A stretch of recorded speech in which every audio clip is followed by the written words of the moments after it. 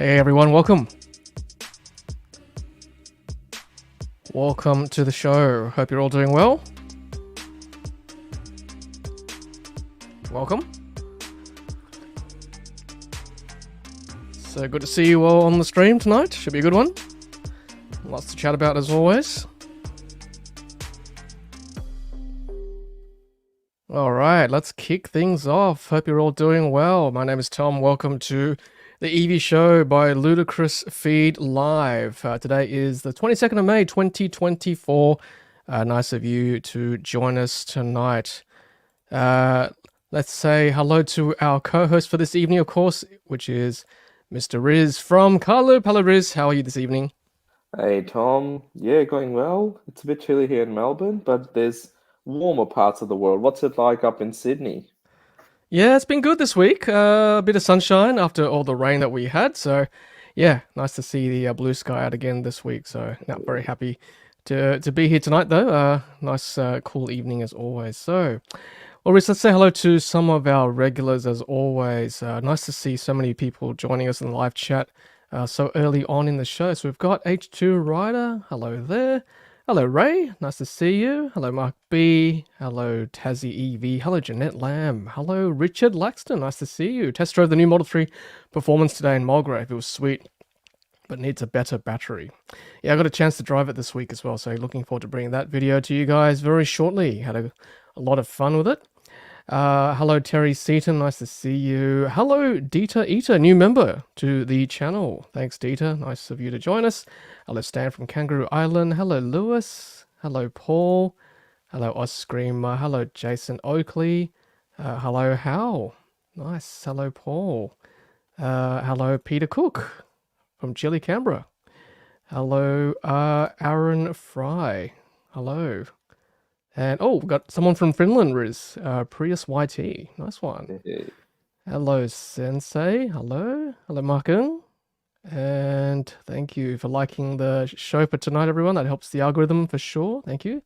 Thank you, Sensei, for the very kind words. Yes, yeah, if you want to support the channel, for sure, hand out some free memberships to some guests who join us regularly. So thank you, Sensei, for doing that on a regular basis. Hello, John. Right, yes, lots of people joining us tonight. Hello, Florian, nice to see you there. Hello, NBEV. Hello, Scott McGregor. Hello. Hello, Scott Hutchings. Nice of you all to join us. Thank you. And should be a good one tonight. Lots to chat about as always, Riz. And before we get to that, let's thank our sponsors as always. Thank you, Carloop. Riz is the founder of Carloop, data to empower Australia's EV revolution as always. And thank you to KOBA Car Insurance as well. They've got an EV Tesla specific product available to get a quote from these days. So thank you, KOBA. All right. Well, Riz, yes, as I said, lots to chat about. But one thing I do want to talk about tonight first to kick things off is last week we did talk about and wanted to give away one of these beauties here, the Commander from Enhanced Auto. There's two Rizes on screen. Oh my goodness. Lucky me, lucky us. Multiplying. That's right, they're multiplying. Where's my Commander? Oh, here it is. Yeah, here we go. So that's what we're giving away tonight, the Commander. So we had lots of responses to choose from during the week. So thank you everyone for leaving a comment. The question last week was name something you'd like to see the Commander do, or something that you would like to see your Tesla do that you don't currently have, a function you currently don't have at the moment. And there was some notable comments. One, I think, was about you, Riz. Where is it? I'm just trying to find it here, if I can find it. Here we go. Nope, I can't find it, but it was something to do with, here we go. Yeah, missing function for me is a pop-up emblem on the bonnet, just like Riz Spectre's Spirit of Ecstasy. Imagine having the Spirit of Elon always on your bonnet. Looking forward to the future. Wow, Well, that would be pretty cool. It. That's what we need. We need the Tesla logo. Maybe if it pops up and says 2 weeks, and then we'll have a new product coming out.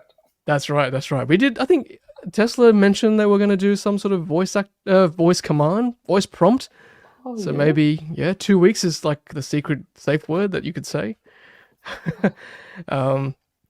Yeah, so some of the other things like, okay, so Apple CarPlay, something a lot of people wish they had. That's me, I'm the same. I wish Apple CarPlay was started in Tesla as well.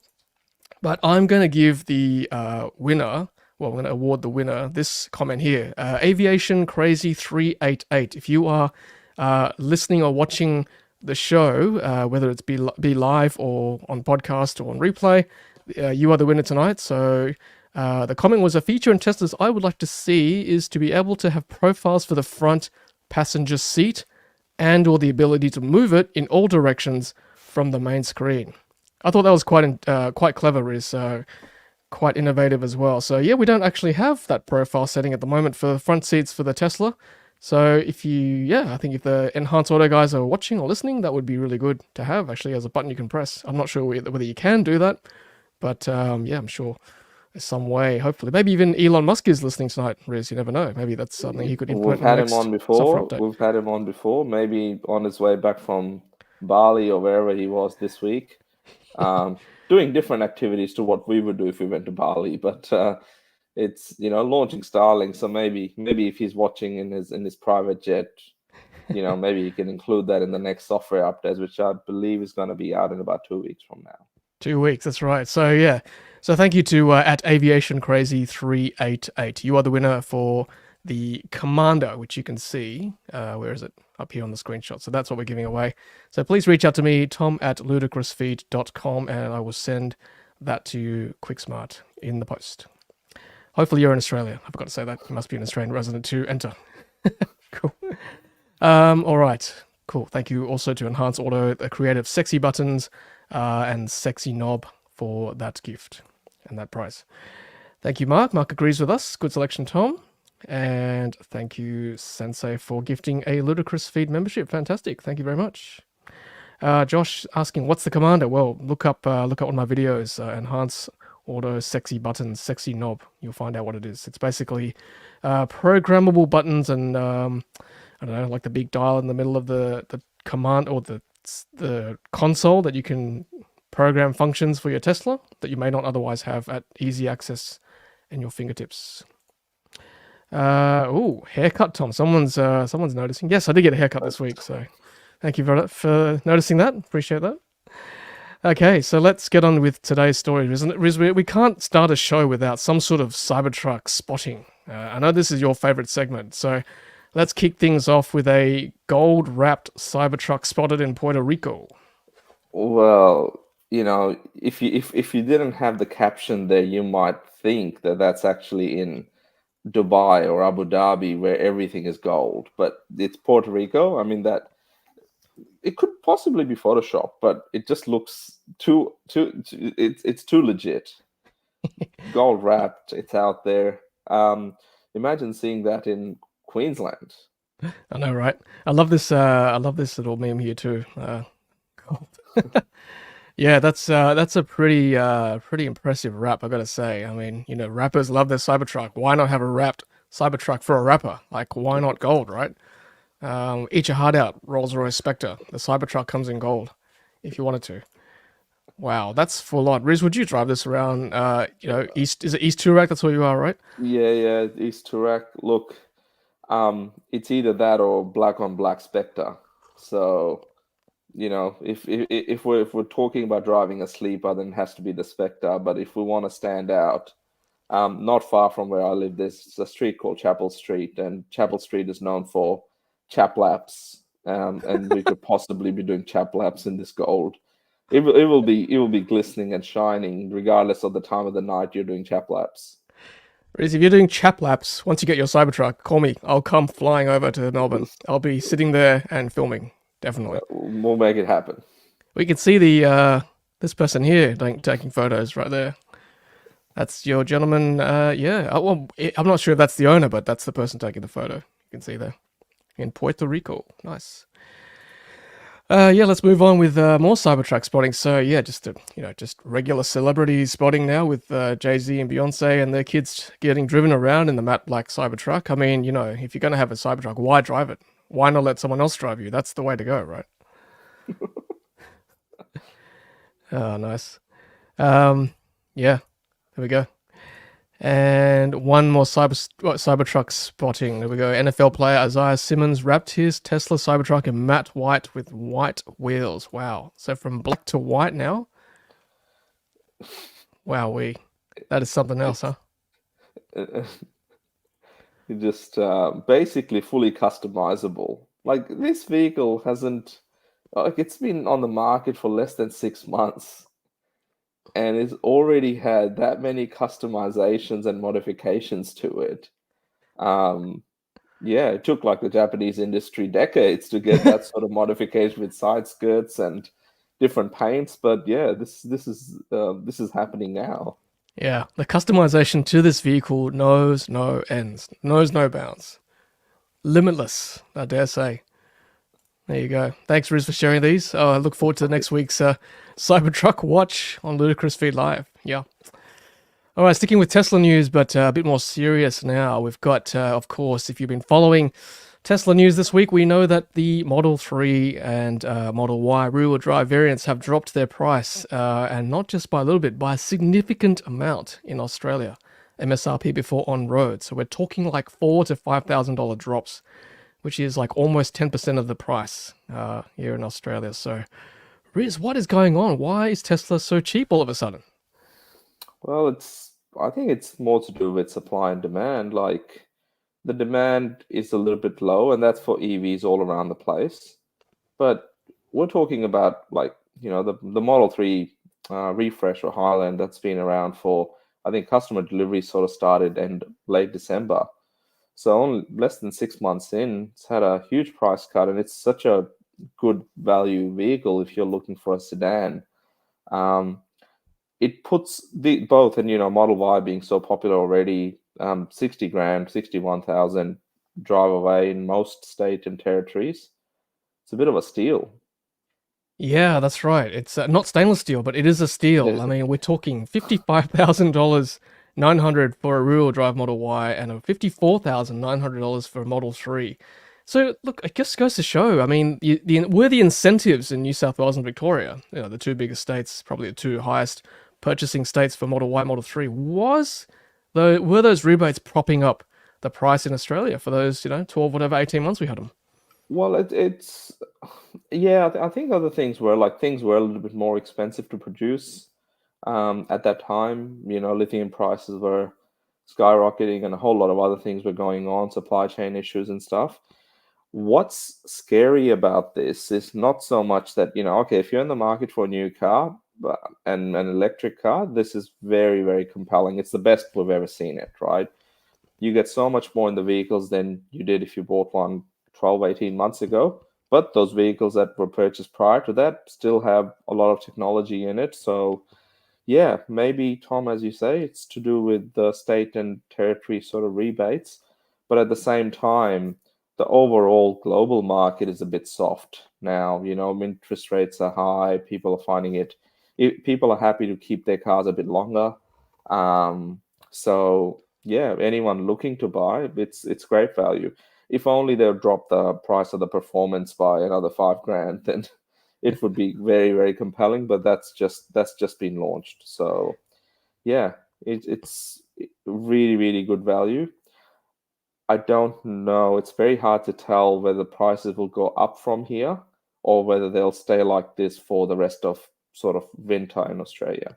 Yeah, that was my next point, Riz. I mean, have we seen the floor for the Tesla Model 3, Model Y? If you're really going to jump in now, is it better to wait 6 more months or even like another month? Because this is like the third price drop in 2 months.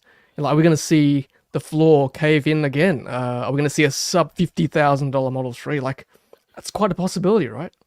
Well, the couple of factors, right? So Robotaxi is supposed to be announced on the 8th of August.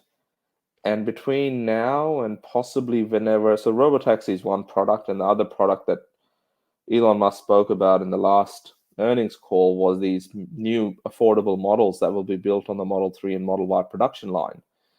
How quickly they get unveiled, what prices are they expecting to sort of release those at, what do they even look like? If Mm. that gets announced in the next couple of months, then next couple of months is sort of the time to buy a vehicle like Model 3 or Model Y, because down the track, those production lines might be diverted to produce the more affordable model, which means that they'll be producing less of them, which generally means prices will go up. Mm. So yeah, this is not financial advice, but it's the lowest that we've seen it. Oh, definitely the lowest. I mean, is it okay? Okay, sure. There's internal factors going on here, and obviously battery prices are going down too. We're reaching almost $100 per kilowatt hour, which is great. But in reality, we've got to think globally here. I mean, we know Tesla's sales are dropping in China, particularly, and worldwide as well. Are the Chinese brands putting pressure on Tesla? Is this the result? They'll never admit to it, but is this the result of price cuts from the Chinese brands? Very likely, right? Mm, Very likely in the sense that if they're not producing cars in Shanghai to deliver to customers in China, or they're producing less of them because there's so many new models and so many new affordable models from Chinese brands, then that's what Chinese consumers are going for in these economic times. So if that's the case, then the demand is lower in China. But at the same time, the global demand needs to absorb that for the Shanghai factory to keep operating at its, nearly 1 million cars a year sort of production run rate. mm. So yeah, interesting times. I don't think they can lower prices much more than that. I mean, Tom, you've been in the new Model 3, right? You know, like what level that's at compared to your previous car, like in terms of refinement, in terms of a whole lot of other factors, Mm. technology, just everything about it is sort of refined. Yeah. That's a lot of car.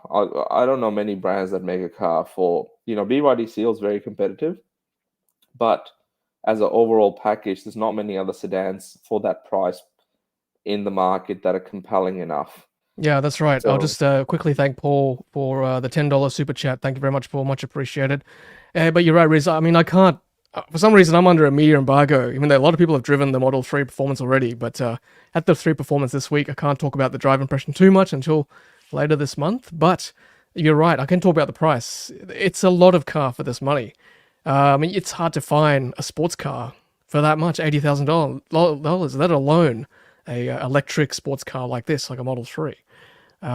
It's just a lot of cars. It's a much better vehicle than our old Tesla Model 3 Performance. Um, and I think, and $20,000 less than most people bought their previous Tesla Model 3 Performance yeah, like 5 years ago, 4 years ago when it first came out. So yeah, I think, I think it's a good thing for us as consumers that there's more competition. We've talked about the BYD Seal, even the MG4X Power. Like, I know it's not the same car, but there's more options now if you want a zippy vehicle that's under 4 seconds. We know, vehicles like Zeeker's coming to Australia, Leap Motor this year, Xpeng. So the list goes on, right? and so the real scary part about all of this is that Tesla doesn't have dealerships, and what that means is that dealerships generally absorb. Um, it's a bit of a buffer zone. So the manufacturer, let's say it's Hyundai. Hyundai in Korea needs to see what Hyundai in Australia is doing. Hyundai in Australia needs to look at what their dealers are doing. And there's so much separation between the actual company and the end consumer. So supply and demand is not always easy to manage. Where Tesla sees it all the way from the very beginning of how many cars they're producing, all the way down to how many orders they've got. There's no real buffer in between, right? The factory can produce them, but they've got to move those cars. So they're either en route to get to the customer's destination, or they're they're being produced, or they're in the hands of the distribution center or the delivery center in Tesla. So there's no real buffer in between. And that's what Tesla tries to juggle. How do they keep the production at an optimum level? Because if they produce too little, it costs them too much to run the factories. Mm. So, what does this mean for the legacy automakers? What does this mean for electric vehicles? So, we've seen some recent price cuts from, we've seen them from MG, we've seen them from Peugeot. Peugeot, Mm. we've seen them from Mm. Nissan in Mm. terms of the Nissan Leaf. If that's anything to go by, and that's just the end of financial year stuff, they're trying to get rid of, or BYD with the Atto 3. If they're trying to get rid of stock from last year, this is 2024 stock. Everything we're seeing from Tesla is being built in the last 2 months, 3 months.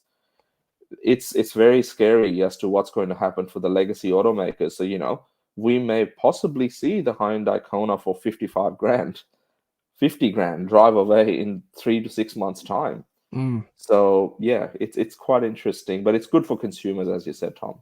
Absolutely, yeah. I mean, Tesla is because of no dealership model. They're very agile with their pricing. Good and bad thing. I'll just chat about why it's possibly a bad thing in a second. But I want to thank Paul again for another super chat comment. Has anyone heard or seen anything about superchargers in Australia? Is work still halted? Has anyone been rehired? Why the silence? I'll just quickly touch on this and then we'll come back to it in a second. But I think, Riz, there's probably not too much more from what we talked about in a couple of weeks ago. The maintenance team is still around, so they're still being looked after, but I think from what we know from the emails that they sent to Tesla customers is that they are building or finishing the sites that have been slated, but I don't think any new sites will be developed or created post what happened with Elon Musk and the supercharger team being basically made redundant worldwide. So A as bit of far an as I know. update from, so yeah, very good point, Tom. A bit of an update. Charles, a good friend, did spot, or he did, I think, include us in an X this week around a site going up in Brisbane, south of Brisbane in Springwood. That, as far as we knew, it didn't really exist a couple of weeks ago. So it looks like it's nearing completion. So in between Brisbane and Gold Coast in Springwood, that's the new site under construction. It has the V3 styled supercharger stalls, but it's there, 6 stalls. So that's sort of the work that we've seen. We haven't heard anything more from drivers saying that there's an issue at any of the sites that was significant that they can relate back to those job cuts or maintenance issues. So all of that seems to be going okay. But yeah, construction of sites that were underway are still going ahead. Yeah, cool. Thanks, Riz, for the update. And I think Gaffer is saying that, yeah, I'm hearing this as well. Like in the US, main names are being rehired. Apparently, it was basically clear out and then rebuild. I don't know because again, I don't know how transparent they are with their hiring. So I guess we'll just have to see and watch. And I guess the fruit or the proof of the pudding will be how the superchargers look with the maintenance and if anything new comes up in the next year or two. If they do rehire, this is the kind of stuff we can only speculate about. But Riz, I just want to go back to the Model 3, Model Y drops. I mean, obviously, with any price cuts, people start talking about depreciation, right? That's the main concern with early adopters like us. We purchased the car at whatever, $10,000, $20,000 more, whatever X number of years ago. You know, if it was $1,000 or $2,000 like drop, I think most of us can probably forgive that. But if it's a huge drop like this, 4 to 5 grand, and we talked about this earlier in the week between us, like without really too much more value, right? Like the Model 3 is the same car compared to a month ago. Now it's a lot cheaper. Whereas, if you have price drops year to year or price changes, there's normally a new car that comes in from a known manufacturer. So how do we reconcile this? How do we reconcile the fact there's not much added value for the price or not much value change for the price drop and the supposed depreciation in cars that have already been delivered? And that's the real sort of interesting point there because the cars generally get better with software updates. So we always talk about how important software updates are. But if you're in Tesla's shoes, you're giving so much value, ongoing value to your consumers that they don't feel the need to upgrade unless it's on some sort of a lease, the vehicle's on a lease, or a person every 4 or 5 years upgrades to a new one. Fair enough. Mm. But generally speaking, people are quite happy to keep their cars longer. And that's sort of and because they're more reliable and less servicing is involved compared to many ICE vehicles, I don't see people changing over. But then again, there was some stat I think released a couple of months ago by one of the Tesla executives saying over 90% of the purchases in 2023 was a brand new customer for Tesla. So they're not driven Teslas before. So, maybe that's who they're targeting. They're targeting people that are today driving ICE vehicles. Mm. And if they're seeing a price cut and they're seeing this all over the news headlines and they're seeing that the prices of fuel continues to remain high, maybe this is for them. And it's not so much for people like us, but the depreciation is there. Like either way, I think we sort of have to accept that we were early adopters. And that's where the market is now. There's a lot more options, a lot more cheaper, better options now. Mm. But it just gets people to keep their cars longer. Yeah, that's right. That's a good point. I think if you keep your car long enough, like the depreciation should probably, even out in the wash eventually. Like we know all cars depreciate. Like you don't buy a car as an asset, right? That's just crazy. No one does that. So it's going to depreciate. The longer you keep it, the more even it becomes. So just enjoy the vehicle. Be glad you are an early adopter. I'm happy with all the Teslas we've had, the BYD seal we've got. So I'm going to hang on to it. I think there's something wrong with the viewer number tonight. So I'm only seeing 2 viewers, but I'm certainly seeing a lot more than that in the live chat. So if you are watching tonight, give us a shout out, say hello or something, so that we know there's more than 2 viewers, because I know there's definitely more than 2 of you guys and girls watching tonight. So again, do something, make a comment, just make us feel, me and Riz feel a bit better. We're feeling a bit lonely here. It's just 2 official viewers, but I know there's a lot more than you, than just 2 of you. So thanks everyone for joining us tonight. Let's take some comments real quick from the audience. So we've got Hal saying latest results from Xpeng Neo and Li Auto still bleeding cash, apparently. Sid Jaguar was saying I was at Tesla Miranda. They have no idea about the supercharger team. I think most of the employees probably don't get that kind of information, I would say, at that ground level, which is fair enough. Peter Cook saying I saw huge electrical work in the car park ceiling at South Village, Kirui in south of Sydney a few weeks ago towards the superchargers, but I think it's for the Meriton Amp Charge deal, not more superchargers. Hey, there you go. Ampol's putting stuff into apartment buildings. Lewis is saying the Springwood Mall is an interesting one, only about 5 minutes away from Rochdale in Queensland. Yeah, so Rochdale's interesting because Rochdale was open in April last year, and it's not too far from there. I guess Tesla has the data to see that there's a lot of people driving through that, Brisbane to Gold Coast route, and maybe they're seeing a bit more congestion at the Rochdale charger, given it is part of, I think it's in a car park with a shopping center with the Coles in it. So maybe that's what they're seeing, and they're saying maybe we need a bit of a backup. So yeah, if you guys are out there, talking to people, looking at these superchargers, just tell us about them. Tell us what you like, what you don't like, and where there's potential improvements, right? Because with the community here, we can make a little bit of a difference. Yeah, definitely. Tag us on our socials. We'll definitely re-amplify it for you guys. Peter Cook, sodium-ion batteries will be huge. We might have to get Elliot back on. He's kind of becoming the chemistry expert.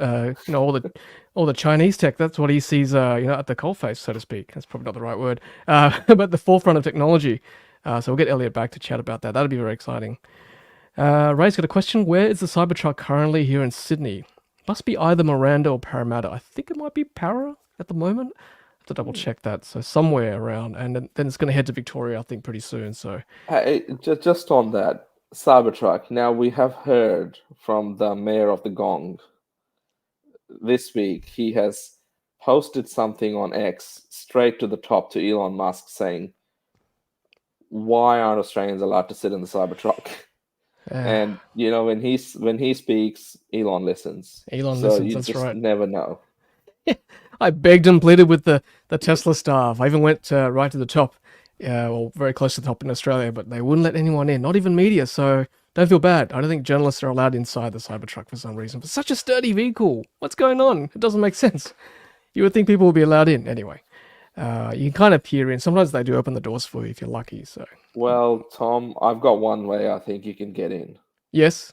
You basically have to change your YouTube name from Tom G to Tom Doggy Dog. And all of a sudden they'll think you're a rapper, and then they will let you sit in one because they know you're basically guaranteed a purchase. What about Tommy G or Tomo G? Yeah, hey. Oh, G Tom. G Tom? Yeah. G Tom. Yeah. Well, we're a gold chain with a like a clock here, maybe. Tom next G6. Week. That's I like that. Okay, Tom G 420. Yeah. All right, I'll keep that in mind. Okay, Sydney EV is saying Cybertruck is at Miranda till this Sunday. Thank you very much. Okay, yep, more confirmation. Thank you. Here we go. Okay, so BYD Seal. Jason is hoping my Seal will get the firmware upgrade with my model with my 3-month service next week. Stuck at 2310 still. BYD service had not heard of over the update when I asked them. Apparently, there's a new update around other parts of the world with the Apple CarPlay wireless. So I'm looking forward to that for our Seal. That'd be good. Okay, Hal's saying Tesla has a big inventory build at the end of last quarter. They always try to clear the decks ASAP. Yep, good point. So maybe that's a ploy, is to not take delivery until the end of the quarter. Or Yeah. sort of, yeah, you never know. And the good thing is too, I've got a friend who is expecting a delivery of a 3, and he got a text this week saying that the price has dropped. It applies to your car as well, so that's nice. They apply it to a new car pre-delivery. All right. Oh, here we go. People are saying hello. That's great. You're making us feel better. There's like more than 3, definitely. Thank you. That's making us feel less anxious. Excellent. Okay, we're all here. Thank you, guys and girls. That's fantastic. Thank you.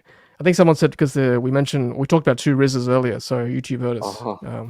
It's a copyright infringement. There's only one Riz, so someone's That's mimicking somewhere. Cool. Thanks, everyone. Okay, so Peter Cook about depreciation. Depreciation is mostly irrelevant. Servicing to keep them on the road for longer than most is cheap as chips. That's very true. 4 years and 265,000, and still very happy. Thank you, Peter. That's a very good point. In fact, I'm going to put your X up, Peter, because you tagged me this week. Here we go. So this is you, I think, Pete. My 2020 Model 3 had a barely perceptible forward jerk on heavy regen around 250,000 kilometers. I had to feather the throttle to avoid nausea. At 264,000, I got Tesla service diagnosed and fixed it. $1,000, including GST, not bad. Drives like new again. Hey. There you go. He's managed to screenshot his service invoice. So that's not bad for fixing essentially the powertrain, Riz, for $1,000. I mean, I know when I used to own a Subaru Outback, I think they quoted like at least $2,500 for a gearbox fix, which was, I said to myself, I think it's time for a new car. So that's pretty good. That's really, really good. I mean, like, for anyone that drives a BMW or Mercedes, if you take it just to replace your brake pads on a nice car, the bill can easily get to 2 to 3 grand for that one brake pad replacement. And it needs to be done quite frequently in those vehicles. So this is just, for the amount of kilometers that Peter's done there, amazing. Yep, totally. Thanks, Pete, for sharing that. Appreciate it. Oh, look, a lot more people saying they're watching. That's good. Oh, I feel much better now. We'll just have to ignore that number. But there's at least like 40, 50 comments there. So thank you, everyone. Yeah, let's have a look. So what have we got here? So House has some shots of maybe an upgraded Model Y Giga Berlin today. Seem to be doing some testing. Had some wraps covering parts. Okay, interesting. That's the first I've heard of that. The new Juniper, possibly. Hey, it could be that. It could be something smaller. I'm really excited about these compact, or I would think they're smaller if they're cheaper, models coming out, because it wasn't expected. It's been announced. Now they've got to make it happen. And we've seen in the last week or so, there's been some interesting sightings out of the US as well of Teslas with no rear view mirrors or side mirrors. Okay.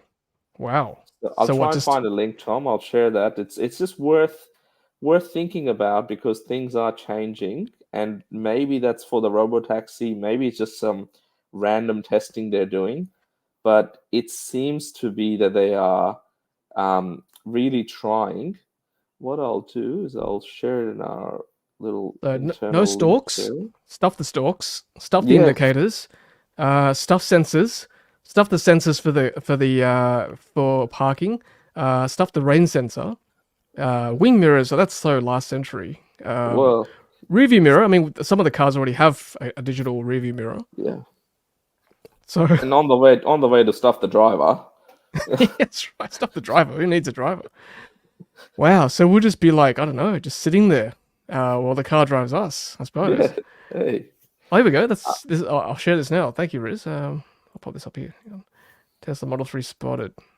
This is the one. Tesla Model 3 spotted with no mirrors and new camera locations. Now look at that back sort of window there. That window right there. Yeah, what is that? What's going on there? That's the camera facing backwards. And you know how they've got the repeater cameras? They've been replaced. Whatever's in the pillar, that's gone. Wow. Something's going on here. They're doing some sort of testing. Where was this spotted? In the US? Somewhere in the US, yeah. Yeah, oh, here we go. Wow. There's someone in there, some dude. Yeah, he's chilling. He's just chilling, yeah. He's barely driving. Wow, what is going on there? Okay. And then this same car was spotted elsewhere at a supercharger, and at the front, it's got one of those front cameras as well. So I don't know if it's like if they're doing some sort of calibration testing or checking, but that to me looks like a product in disguise, like a new product in disguise. Yeah. Wow. Okay, we'll keep an eye on that. To see if there's any more spottings of that weird looking, very naked looking Model 3 with no side mirrors. Okay. Thanks, Riz. All right, let's keep going. And yeah, Jez is watching from East Turak on Riz's rooftop spa. Hey, where's our invite, Riz? What's going on? Hey, look, it's a bit chilly out there, but I think he's finding the aurora lights in the sky as well. So with all sorts of things happening up there. Yeah, Kangaroo Island is saying all kinds of RAA charges going on in around South Australia. That's good. I've got an article to share in a second about that, which is great. And I don't even need to use superchargers. Yeah, I mean that's the dream, right? When you can just rock up to any charger, it's reliable. It doesn't matter what provider it is. Just top up there. I mean, you don't. I mean, these days you don't. No one's got really any loyalty to any petrol station, right? Unless you've got some No. loyalty card, I guess, fuel discount. So that could be something to attract people to your provider. But any I petrol pump will look, work with any car. but look, I'm a big fan of Shell's high octane Dino Juice for basically lawnmower if you still run a petrol lawnmower. Yeah. But no, it shouldn't matter. And quick one, Stan, have those RAA charges got credit card payments yet? We need that to happen. That will be the day when basically you can rock up anywhere, tap your card, and start charging. Yeah, that's it, right? Yeah, don't need apps anymore. Apps are only for discounts. We've got a viewer saying, had my 3-month BYD Seal service at my car today. All clear, but I learned to try to book early. Was fourth in line with 2 to 3 hours per car. Wow. Okay, because I dropped up for 9:30. Interesting. Okay, must be a big backlog going on. That's cool. Yeah, right. Thank you everyone for saying hello. Thanks for that. 0 viewers now. YouTube saying you guys are nothing, but hey, we love you. Don't worry, we've got your back. All right, you are not nothing. Okay, so Cybertruck is in Miranda. Was there tonight at the soccer event? Oh, okay, interesting. Okay, cool. Good. Will the real Tom Shady please stand up? I'm right here, Oh, guys. Right here for you. G Tommy, Snoop Tom. Oh, I like that. Good names, good rapper names. Top Electric G. Oh, that's a good one. Tommy G and write a diss track. Diss track. Oh my goodness. Sydney EV. They won't let Nash into the Cybertruck because they know he will add it to his collection. They won't get it back. Oh, look at this comment, Riz. I hope the Model Y drops $5,000 more on the price, and I will cancel my BYD Atto 3 order. This is what it's becoming. It's becoming as cheap as the Attos, possibly. Hey, but that's a very fair point, because what happens when the 2024 Atto 3 launches? So right now you've got the car that I think you can buy for $45,990 drive away in most states, right? A new Atto 3 comes in, 2024 model, they have to launch it. Surely we're like halfway through the year now. Oh. And if they do launch it, what would they price it at? If they price it at what it was before, over 50 grand plus on roads, people would spend a little bit more and get a Model Y. I know, right? And I know that not everyone wants a Tesla. I get that, but that's Okay, but this is the thing, all right? I've been saying this in my last couple of videos. All right, you're not going to buy a Tesla because one, you don't like the look of the car. That's fine, understandable. You don't like Elon Musk or the company. He says some weird stuff sometimes. That's okay as well. But for everyone else, okay, if the price was right, will Tesla suddenly enter your equation? Okay, so the Atto 3, extended range, 50 something thousand dollars. For another 5,000-6,000, you could possibly get a Model Y. If that drops even more and enters that $50,000 category, like, how much do you hate Tesla all of a sudden? Will you jump ship and go, okay, well, for $5,000 more, I could get a Model Y? That's the question, right? Well, sometimes the analogy is people in Australia have this affinity with Kmart, because everything there is at an affordable price as such. Yep. People shop with their wallets, and that's what the bottom line is now, especially if you're going down the novated lease path, right? The Atto 3 is a good car, but slightly small. I'm not sure. Maybe the tech's a little bit outdated compared to the Seal. The Seal's a very good car, premium in its build quality and the rest. So you can probably see why they're selling more seals than the Atto 3s now. Mm. Yeah, absolutely. Yeah, the numbers reflect that, right? We saw that a few weeks ago with your data from VFAX. So yeah, I mean they have to bring the 2024 pretty soon. Like we saw the car that shall not be named on this channel, the starting with an S, an L, and a 06, launched this week. Yeah, I mean that's going to be very appealing. Of course, people who don't want to worry about range anxiety, they just want petrol with a bit of electric juice. So yeah, I mean they have to bring the Atto 2024 version soon. They got to clear the decks, right, Riz? So there's thousands of Atto 3 sitting around, I think, last time we checked. Well, that's the thing. And once they sort of go, then what, like, where is that benchmark? Like the Seal set a benchmark on premium electric vehicles that you could buy for $50,000 to $60,000. Mm. And yes, there may be a little bit of confusion. The Tesla's doing this because they're feeling the pressure from BYD. I don't think they're even those two things are even related, because Tesla's doing this because they're matching production and demand. So yeah. Anyway, it's interesting times for us. Very interesting. Yep. Thanks for your comments, guys. I am reading them as we are going, so thank you very much. Lots to chat about tonight. So yeah, thank you. People are talking about how much they're paying for their ICE car servicing. That's very interesting. So. Old Chev saying mine is $2,000 for 120,000 kilometer service. My goodness, that is a lot of money, isn't it, for a service? I just forgot how much you guys pay for ICE. That's crazy. Someone else is saying my VW needs a transmission oil change, and just the oil is $600. $600 for an oil change. Crazy. I think I saw another one for $1,000 for a service. That's true, Ray. That's why ICE servicing is where they make the most money. Correct? Yep.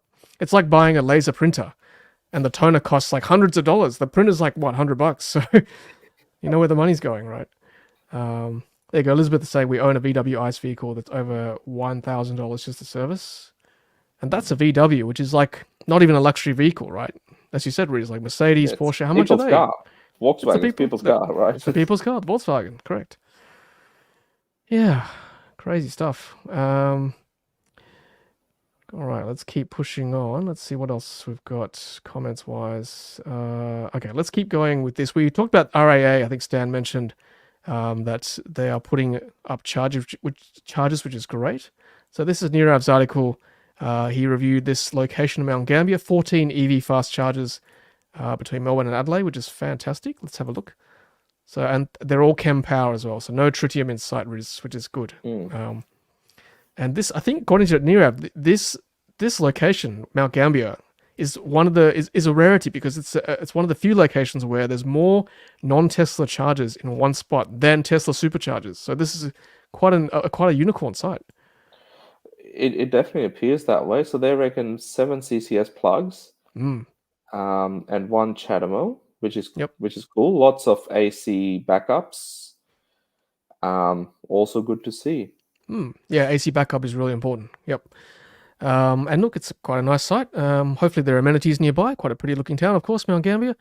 No drive-through stalls that I can see, so that's probably one drawback. Not many drive-through stalls at the moment in Australia, so that's something we do need to address, I think, moving on. And that's the Mt Gambier site, I think. Well, unless that picture was taken before the RAA site was opened, it appears the Ioniqs prefer the Tesla juice. That's right. At least the Ioniqs can charge there. Just saying. Yes, they can. Oh, geez, sorry, Won't Tom. go there yet. Yeah. Oh, you've charged all the viewers up now. So all the Seal owners from pre-March 2024 and Atto 3. I feel you. I feel your pain. I feel you. We still need an official answer from BYD, so nothing as yet. Yes. So, yep, no updates. Wow, look at the comments. Thanks, everyone. Let's keep seeing if there's any comments we can put up here. Yep. Stan, that's right. A lot of people don't like Teslas, don't like the layout and UI. That's okay. Some people do need that traditional car step up or transition with buttons and stalks and stuff. Yep, dealer network. That's important for some people. That's fine. That's okay. Yeah, Mark says, I think there are a lot of ICE drivers that are waiting for the price to be right. There must be a lot of persuading the wife going on. Yeah, 55 is pretty good. I mean, Riz, what's the depreciation on a $55,000 vehicle? You know? Yeah, and a very good point, Tom, because I compare the early Teslas to, or early EVs really, to European cars, BMWs, Mercedes. Rule of thumb was a 3-year-old C-Class or a 3 Series would be worth half what it was just 3 years down the track. That was pretty common. So for a $60,000 car, um, yeah, 3 years time, probably looking at 38 to 40 grand in a normal market. Mm, Um, but having said that, in 3 years time from now, people would be really, really wanting EVs, right? It's like the pre and post iPhone days. 3 years after the iPhone came out, there were very few people that said, "I wish I had a Nokia flip phone." And I think that's where the market is going to go. So I would say the prices of these vehicles will not depreciate as much as they have. mm. That, let's call it the early adopters tax. And then from here on in, it will just become like a normal vehicle, and the depreciation generally is 60% of its original value in 3 years' time. Yeah, makes sense. Yeah, that's about right for our performance Model 3. We sold it for 60 grand. I got it for 95, so that's about right, Yeah. actually. And that was 3.5 years old, so that's right. Oh, here's a good comment from Prius. Why are you bashing Tritium all the time, Tom? They're currently under administration for a start. Ooh. Best charging network in Europe, Ionity. Yeah, it's one of the most reliable. Yeah, well, it's just from personal experience, my friend. I mean, we've done a lot of road trips, and Tritium's just that. I mean, I know some of them are the early ones. They're just very unreliable, unfortunately. I mean, you got to compare it to Tesla Supercharger, which is the gold standard. But even other brands, like we know Kempower is pretty good. ABB, other stuff is just I don't know. I just don't have much trust with Tritium. They just haven't been great to us. And I think a lot of viewers watching can probably attest to that as well. I think the other quick point is in Europe, they've won some pretty big contracts, and they had to make sure that they were repairable and serviceable and all of those other things. Whereas in Australia, I think they installed the infrastructure and sort of went looking for bigger fish in Europe and the US. So they sort of left us a bit behind on that front. Mm. But the new stuff is not bad. EV Networks uses a lot of their 75 kilowatt chargers. Some of them are 150s now. The new stuff is definitely better, but as long as their serviceability and reliability remains high, and those they've definitely improved, Mm. especially with those newer units. But yeah, I think they just left us hanging out in the dry for a while. I think the only company that's managing Tritium well is probably EV, and I think that's probably because there's some obviously shared interest there between Tritium and EV networks. But a player like Chargefox, there was I dare say a bit of finger pointing. Where's the fault? Is it the maintenance contracts? Who's in charge of maintenance? And Tritium's finger pointing as well. I mean, I don't know. It's all in the past, I know now, but it was difficult for us really early adopters to get a reliable charge with a Tritium in sight. So I don't know. I'm sure Europe's good. They've probably got a different contract, different systems, but certainly in Australia, the experience that I have is shared by many watching tonight. So Mm. I don't think I'm alone in that scenario for sure. Okay, so let's keep pushing on. Well, thank you for this comment, Prius YT. Yes, thank you. Appreciate that.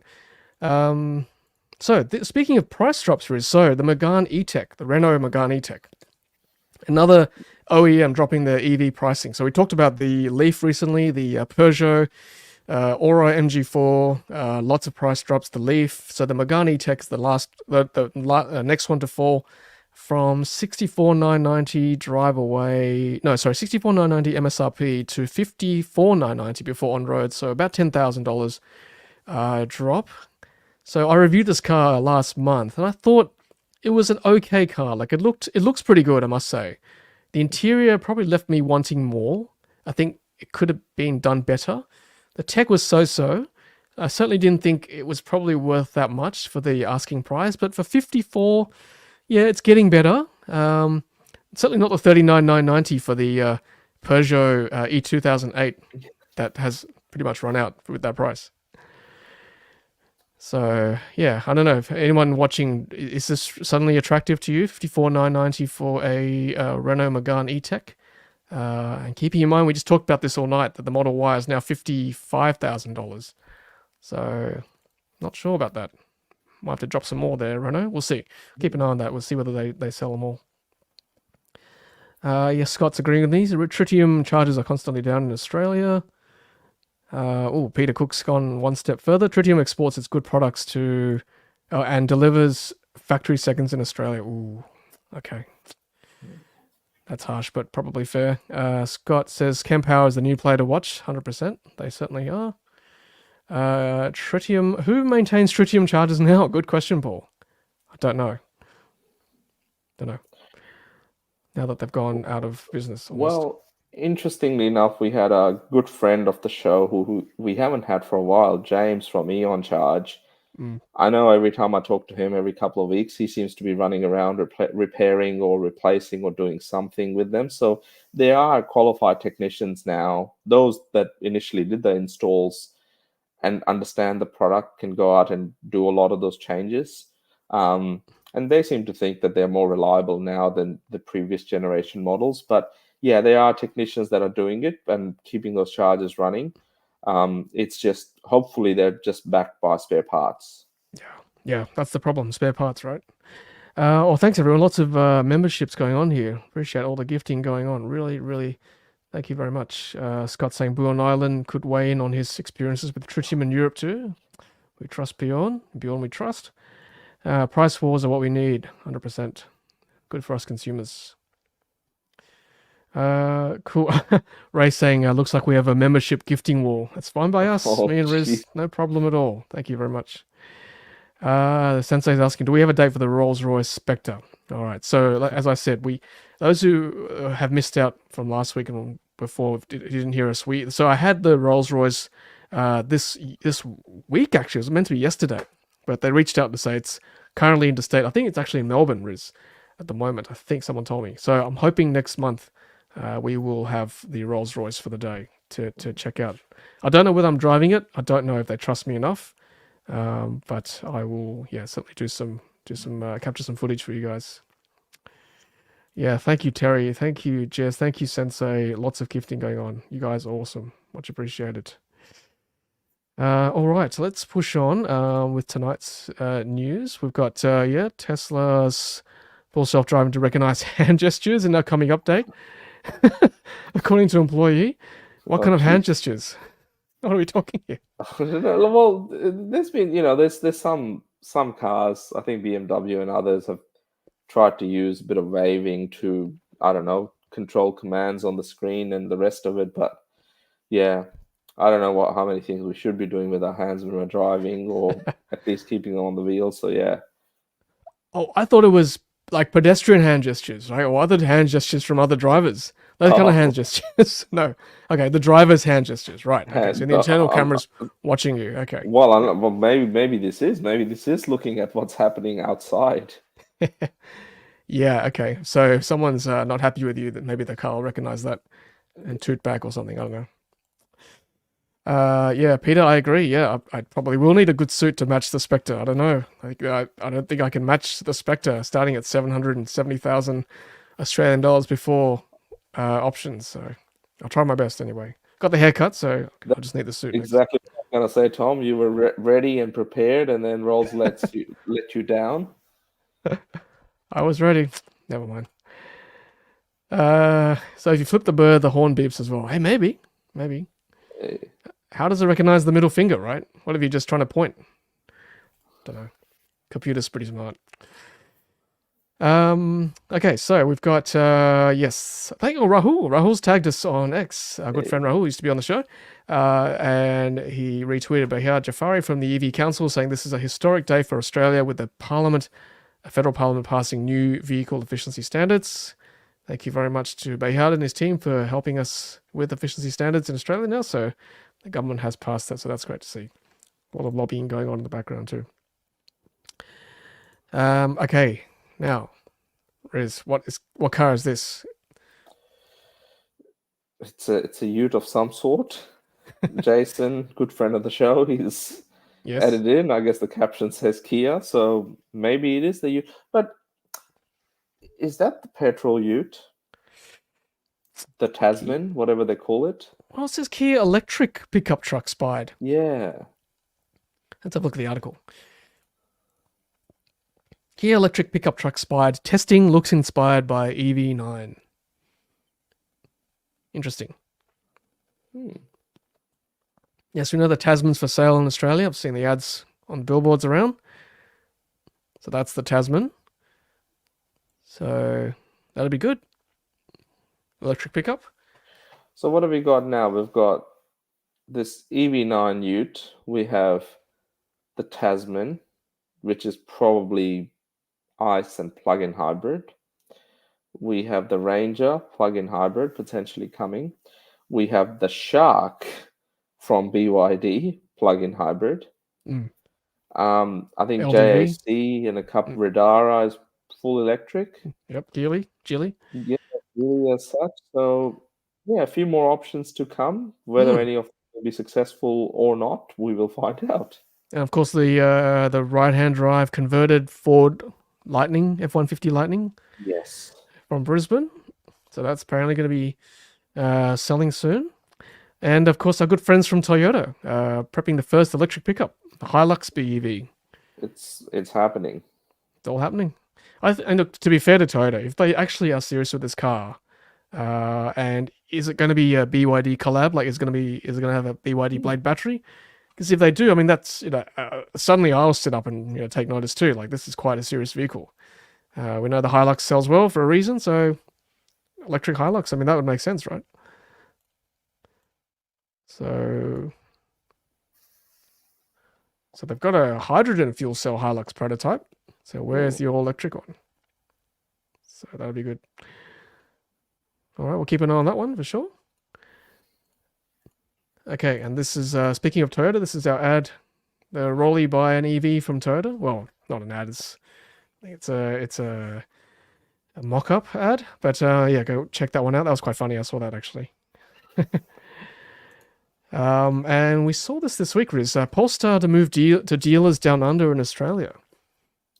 Interesting. So the experience centers and those things are maybe a thing of the past now?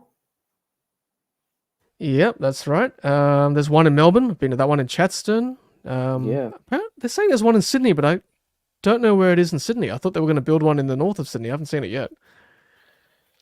And I think there is one in Brisbane. In, I think, Fortitude Valley, maybe somewhere up that way. But yeah, I guess it's probably the more cost-effective model to go down the dealership path. I guess in time for the Polestar 4 and then Polestar 3 launch. Yeah, that's right. So we'll keep an eye on this one. I mean, they offer servicing, I think, already through the Volvo network as it stands, I think. Correct me if I'm wrong. But yeah, we'll keep an eye on that.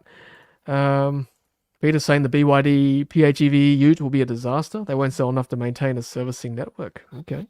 Yeah, Interesting. it's for anyone that's interested, look up the BYD Shark on the BYD Global YouTube channel and check out the ad that they've got. It's quite interesting, quite unique in the way they've tried to promote that vehicle and who they think it's for. Okay, we'll check that one out. And do your homework, everyone. Report to us next week. All right, that's the homework. And let us know if that ad convinces you or that promo convinces you to change your mind, Peter and others. Have a look at it and let us know if you'll buy one. Yeah. Oh, okay. Here we go. We've got so EV up. I saw this. You guys talking about this in the chat. EV power up at Origin. So yes, breaking news. I've changed to Origin. I'm an Origin customer now. I've signed up with the EV power up. So I'll do a video on that very shortly to tell you guys what that's about. But long story short, you can schedule your charging with your Model Y or Model 3, and it will only cost you 8 cents per kilowatt hour. So that's what they promised me, and it looks like it's working pretty well at the moment. So stay tuned. I will talk about that in an upcoming video. Cool. Right. Thanks, everyone. There's so many comments, Riz. This is fantastic. Really appreciate that. Hendrik saying Fortitude Valley would make sense for Volvo to show the Polestar. Yeah, cool. Right. let's keep going. All right, we've got a few more stories to talk about, you guys. So, all right, we've got Elliot. All right, so let's put Elliot on. This is his short. Let's see if this works. The rage this year. We've got BYD with Yangon, XPeng with the upcoming Mona, and now we've got Neo jumping into the fray with this. Can you guys hear that? The Onvo L60. I'll try. My name is Elliot Richards and welcome to this exclusive behind the scenes.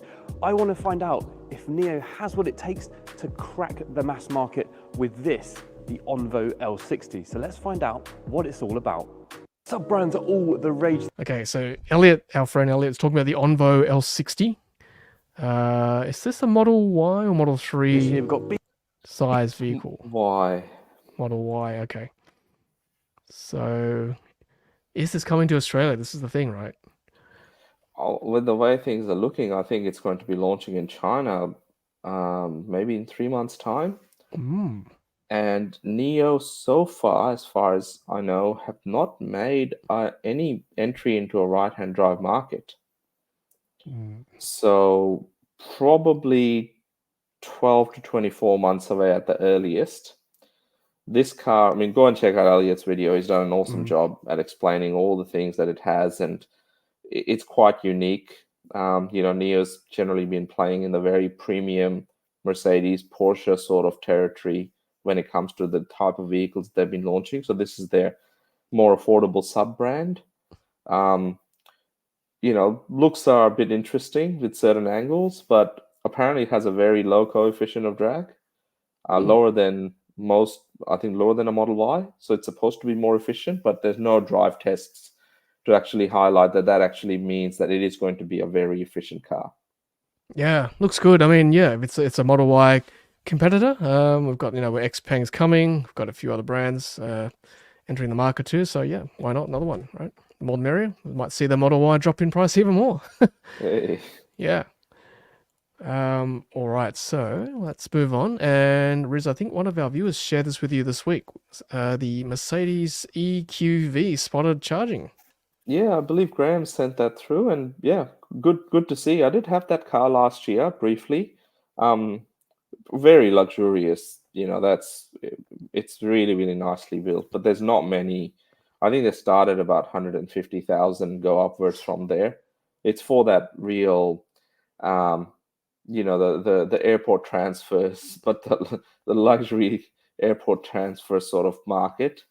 Yeah, very cool. Thanks for sharing. Yeah, thanks, Graham. Yeah. I mean, yeah, for 150K, you'd hope, right? For a very luxurious ride. Hashtag van life. Yeah, looks good. I wouldn't mind being picked up in that to go to the airport to see you do some chap laps, Riz, That's in your Spectre or... We did that with EQE last year when you came down for the Melbourne EV show. But yeah, we'll try and borrow something from Mercedes and make it happen again. That's right. Looks good. Now, we've got, as you know, Riz, and viewers, regular viewers will know that we've got this a bit of an unofficial competition at the moment to see who's got the record, who spotted the record for the longest idle time or in-use time for a Chargefox plug. Because as you know, the Chargefox app now tells you how long someone's been sitting there. If you turn up and there's, obviously occupied, you want to see how long they've been there. So I think last time we had 8 hours, I think. That was our record last week. But get this, we're getting very close to that magical 24-hour mark. So yeah, someone has spotted 20 hours and 53 minutes at a Chargefox charger. That's insane. It's almost a whole day with the car being sat there in use. Yeah. I don't know about you, but I've never charged my car for that long, despite what the media tell you. It's ridiculous. So, yeah, we're kind of like, this is kind of like a visual anti-segment, right? So if you see something that's longer than 20 hours, tag me in Riz on X or whatever. Pop it on the stream next week. So we've got a record there, 20 hours. Yeah. Thank you for that, for tagging us. Oh, here's a hard question, Riz. Base Model 3, Tesla 3 versus Seal Premium. Very similar in price now. Very similar. Oh. which would you choose? Oh, why can't we have two cars, Riz? Like seriously, they're both great cars. Look, I've seen those taco ads. Why can't we have both? And that's probably the point. Yeah.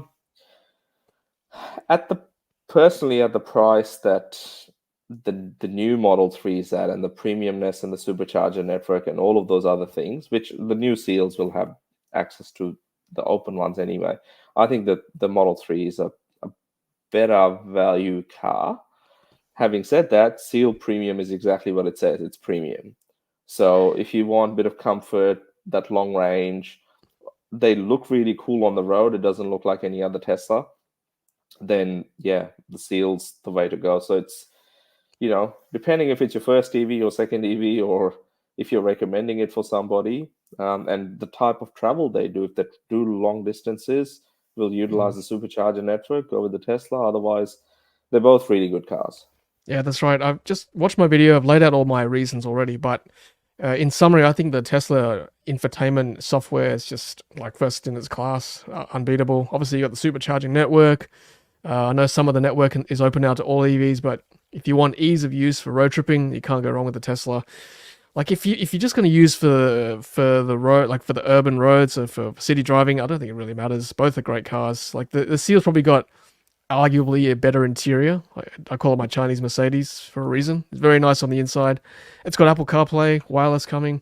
Probably not as refined software-wise, but hey, who knows, right, in the future. It could improve. So it depends what you use it for. Because it's my second EV, or it's not our family car, I was very happy to go with the Seal because I'm not going to be road tripping much with it. I have done some day trips with it. It's fine. So it really depends what you're after. So that's it's a long-winded way to say it depends. But both are great cars, as Riz and I have said. Cool. All right, let's keep pushing on. We're almost at the end here, everyone. Thanks for sticking with us. Still 0 viewers at the hour 7-minute mark. Oh, it's okay. I know you're all there, so don't worry. It's fine. So the Mittagong RSL update. So we've been talking about this because they ripped out the free wire chargers because they've gone bust. I think they've gone under a minute. Here are the eLumina chargers operated by NRMA. It's a Brisbane company or Queensland company. We don't know whether they're actually manufactured here or assembled here or whatever, but certainly Australia. 90 kilowatt hour battery, and multiple plugs per stall. So it's good to see. Replacement. I think these have inbuilt bollard protection, given just how bulky they are. So it's it'll be interesting to see. Hopefully they do the job. For those that are charging gurus or nerds, I believe these chargers are actually made by a company that may be called DU Charging, DU Charging. Because I've seen them across the ditch in New Zealand, and they're branded as DU chargers. So yeah, eventually this company has plans to maybe assemble them or manufacture them in Queensland. But yeah, for the time being, good to see the site having battery augmented chargers, and maybe a couple more coming as well. Yes, I think I did recall someone saying in New Zealand it's rebranded as DU Charger. That's correct. Yeah, they're huge units, but they've got batteries inside, so that's probably why. I think the most they ever pull from the grid is 40 kilowatts, if I'm not mistaken, to charge those batteries or to top up the charge if there's not enough storage. Cool. Right, thank you everyone. There's a bit of a membership war going at the moment, so thank you everyone for gifting people memberships. That's great. You guys are awesome. You guys are the best audience anyone could ever ask for. Much appreciated. It's a comment from Tassie EV. I'd pick the BYD Seal personally, and now they can supercharge. Well, now they can. March 2024 onward. Here we go. All right. Prefer the look to the Tesla, but that is subjective, of course. Good comment. Hey, just on that, I had a friend of mine. She's looking at EVs now, as her next car, and her daughter have been driving around, and her 7-year-old daughter pointed out that's a cool looking car, and that was the BYD Seal. Hey. And Nice. she's been in my Tesla a couple of times, and she loves how fast it goes in the fast mode, but she loved the look of the seal. So Yeah. kids are picking it up as well. So, you know, our viewers, they have some good taste, and yeah, it's both cars are good cars, but definitely the seal looks really cool. Yeah, it does. I mean, when I see another seal on the road, I almost want to give it a wave like I used to when I first got a Tesla last decade. Uh, but I'll just refrain from doing that so I don't look like a weirdo. But yeah, it's kind of the same feeling now when I see another seal in blue or black or white or whatever now. So it's kind of that same vibe I had back in whatever 2016, 2017 when there weren't that many Teslas around. But yeah, you're right, Riz. There's so many Teslas at the moment, so that's one reason why someone may not want to buy a Tesla because they're quite common, which is fine, which is a good thing. It And means they're good value. also, Tom, like I think we know the real reason why you stopped giving the wave in the Tesla, Oh, because why? now with hand gestures, it knows that hey, whereas the BYD software in the next over-the-air update, it will start picking up your hand gestures as well. That's right. Yes, gotta be careful now with Tesla's watching us. Oh, Tassie EV, thank you. I was wondering who bought a t-shirt. Just goes to show I don't get that many sales, but thank you for ordering a t-shirt. Arrived today. That's good. We're into the AEVA event on Sunday in Hobart. Thank you very much. Here it is. Awesome. Thank you. That's it. Tassie Evie, if you see Charles, say hi. Oh, yeah. Say hi for us. Richard says he saw 4 seals on the way down to Mulgrave. That's cool. Yes, you're right, Jeppo. The seal has a real Stinger vibe. The Kia Stinger. I agree. Got to flap both hands if you're in a seal. Yeah, I'm with you, Joyce. I feel your pain, Tom. I have a December 2023 delivered seal, as do I, and keep hoping that it's a firmware update to sort the stupid supercharger issue out. 100%. Oh yeah, the Cyberstar. Riz, we need to have this doing chap laps. MG Cyberstar. Well, MG, tell us when it's coming, because in the UK, it's going there before us, because MG being officially a British brand. Well, yes. So it's the way it is. Yeah, that would be pretty cool to see. That would be cool. Can't wait. Okay, so quickly whipping through the rest. Jason, again, thank you for tagging me. Furniture giant IKEA to build electric truck charging network at its 10 Australian retail locations to support its growing electric truck fleet. That's great. Thank you. And what else have we got? So, oh yes. So to wrap up, I wanted to show this. So this is an article from Josh from The Driven. This is the kind of stuff we want to see. Okay, this is from Norway. This apparently won the world's best electric vehicle charging hub in Norway, and I can see why. I can see SO as well. So okay, so it's legacy gas, but hey, this is cool. This is drive-through. This is Tritium. This is Kempower. Plenty of stalls. What a cool location it is. Like, when are we going to see this in Australia? Come on, 5 years time? Well, that's it. Now, a couple of things worth noting in that photo. If it's not AI generated, there's a Volkswagen ID Buzz. That red car seems to be like a BYD, not a Tang. What was the other one? The Han. Yeah, Han. Yep. Mm-hmm. There's a old school Nissan Leaf. There seems to be maybe a Mark E. Yes. Yep. A Renault charging there, maybe an Ioniq 5. Ioniq 5. Yep. So it seems like the variety of cars over there is pretty cool, and that's what I think we will get through in the next 12 months or so. Yeah. Oh, Anthony's here. Thanks, Anthony. But please buy some Marquee. Sick of people not knowing what it is. Oh, thank you again. Anthony was the one that loaned me the Marquee, everyone. So thank Anthony for that. It's a cool car. It's one of the better ones I've reviewed. So much appreciated. Kempower is actually Finnish, not Norwegian, but still Scandinavian.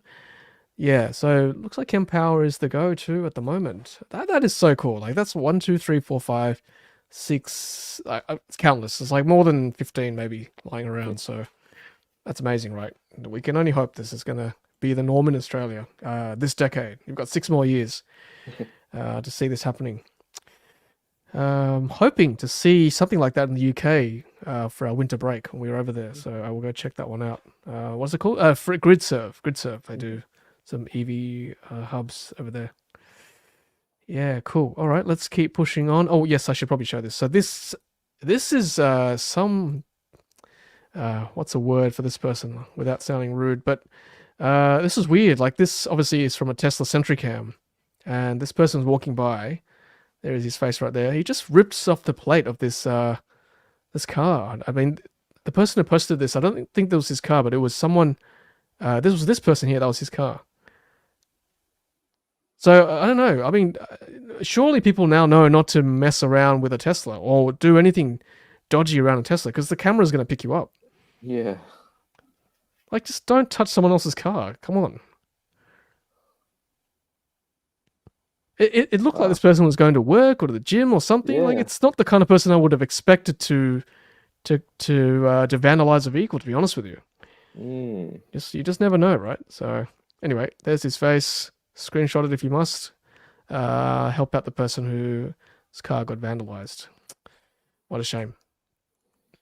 It happens. Oh, there it is. That's the face. Okay, well, Riz, I think we unfortunately have to end it there. I'll just take his face off there. All right, just just two of us now. But thanks everyone for joining us tonight on the 22nd of May 2024 on the EV show with Riz and myself. It's been great having you all. Riz, thanks again for your time. Yeah, great show, Tom. I mean, prices are coming down of EVs. That's really, positive. I guess that's what we all wanted to see, right? We wanted to see more people having access to electric vehicles, and our audience always done an awesome job gifting memberships, finding out what's going on, our eyes and ears on the streets. So yeah, keep doing what you're doing, sharing stuff with us, and yeah, we always have a lot of fun going through a lot of these things and hopefully making a little bit of an impact along the way. Yeah, absolutely. Well said, Riz. And thank you, everyone. As Riz said, you guys help us with the show. Without you guys, there is no show for a start. And, obviously you help us create content as well. You tag us on X. We re-tag it or re-show it on the show, re-amplify it.